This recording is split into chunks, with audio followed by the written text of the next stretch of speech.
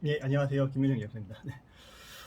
오늘은 공인중개사님이 이제 중개를 잘못을 해서 의뢰인들한테 손해를 배상한 부분에 대해서 좀 얘기를 드리려고 합니다. 네.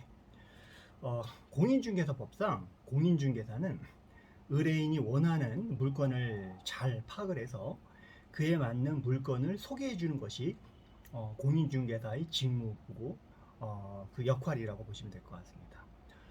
그렇다면 공인중개사는 의뢰인들이 원하는 그런 내용을 잘 봐야 됩니다. 특히 인허가를 수반하는 부동산의 어떤 월세라든가 임대차 같은 경우에는 더욱더 그런 부분에 대해서 신경을 쓰셔야 됩니다. 왜냐하면 인허가를 하실 때는 인허가를 하는 그런 부동산에 대해서는 건축물의 용도나 그 밖에 여러 가지 건축물의 조건들을 세세하게 보기 때문에 중개사님들이 그에 부합하는 물건을 구해주시지 않으면 또 그에 맞다고 잘못 중개를 하시면 의뢰인은 막대한 손해를 볼 수 있는 사안입니다. 오늘도 그 사례를 하나 좀 설명드리려고 하는데요. 이분은 그 동물 유기에 관한 부분에 대해서 동물 위탁 관리업이라는 부분에 대해서 이제 의뢰를 하셨는데, 그런데 이거는 이제 건축물의 용도가 근생이어야 됩니다.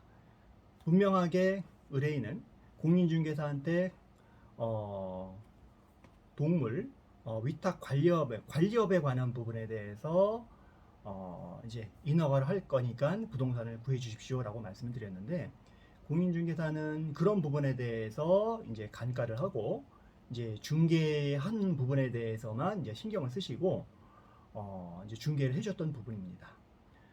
중개를 할 때는 의뢰인이 하고자 하는 사업에 대해서 어떠한 허가 조건인지 이런 것들이 잘못된 중개인지 아닌지를 꼼꼼하게 확인해 보고 확인을 했어야 되는데 그런 거를 미처 하지 않고 중개를 했었던 거죠.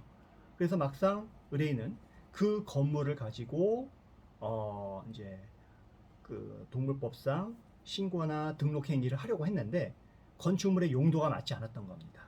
건축물의 용도를 맞지 않았기 때문에 의뢰인이 비용을 들여서 건축물의 용도를 변경을 하려고 했는데, 문제는 해당 건물은 한 전유 부분을 절반만 사용하는 그러한 계약이었던 겁니다. 그러면 나머 전체를 건축물 용도를 변경을 하거나 일부를 전유물 분할을 하고 그에 맞게 용도를 변경을 하고 또 그에 맞게 여러 가지 소방서 시설이나 이런 부분이 문제가 되게 되면 그런 부분까지 갖춰서 해야 되는 부분인데, 이런 절차를 하려면 건축사님한테 많은 비용을 주셔야 됩니다. 근데 만약에 공인중개사님께서 이 사람이 원하는 물건에 대해서 정확하게 제2종 근생 물건을 소개를 해줬으면 이분 같은 경우에는 막대한 비용을 지출할 염려도 없고 행정기관에서도 인허가를 원활하게 득할 수 있었던 거죠. 의뢰인은 중개사가 제대로 된 물건을 소개해주지 않아서 많은 피해를 보게 됐던 겁니다. 그래서 이런 이러한 중개 사고 부분이 굉장히 이제 많이 부분이기 때문에 지금 이 의뢰인께서는 일단은 뭐 내용 증명을 해서 이제 중개사한테 보내서 하고 이렇게 해서 이제 뭔가를 이제 민사적으로 해결하려는 그런 과정이 있는 부분인데요. 이 지금 사례에서 말씀드렸던 것처럼 중개 행위를 할 때에는 해당 물건에 대해서 분석을 중개 사고가 없도록 잘 해야 되는데, 특히 인허가를 수반하는 부동산의 매매나 또는 임대차 계약을 할 때는 해당 인허가에 대한 건축물의 제반 조건들을 파악을 하고 그 물건이 정확한지 소개를 해줘야지, 그렇지 않게 되게 되면 추후에 손해배상 책임을 물을 수 있는 개연성이 높다고 생각하시면 될 것 같습니다. 그래서 이런 부분에 대해서 굉장히 예민한 부분이기 때문에 앞으로 많은 중개사님들께서는 이런 부분에 대해서 꼼꼼히 확인하시고 해당 물건에 대한 그 용도에서 정확하게 파악을 하셔야 됩니다. 지금 이 사례 같은 경우에도 공인중개사님이 건축법 내용도 잘 모르시고 제2종의 연구시설이 있는 걸로 아는데 이 건물은 근생시설에 있는 연구시설이 아니었어요. 상위군이고 하위군인데, 그러려면은 이 부분에 대해서 이제 신고 절차를 거쳐야 되는 부분도 잘 모르셨고,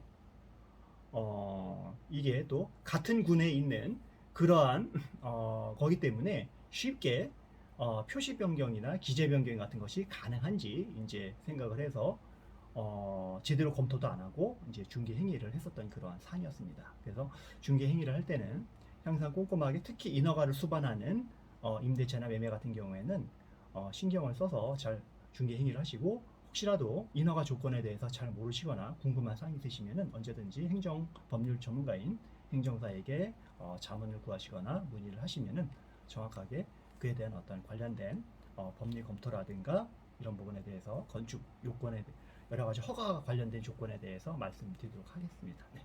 오늘 여기까지 하고요. 다음에도 좋은 정보로 찾아뵙도록 하겠습니다. 마지막으로 좋아요, 구독 꼭 부탁드리겠습니다. 감사합니다.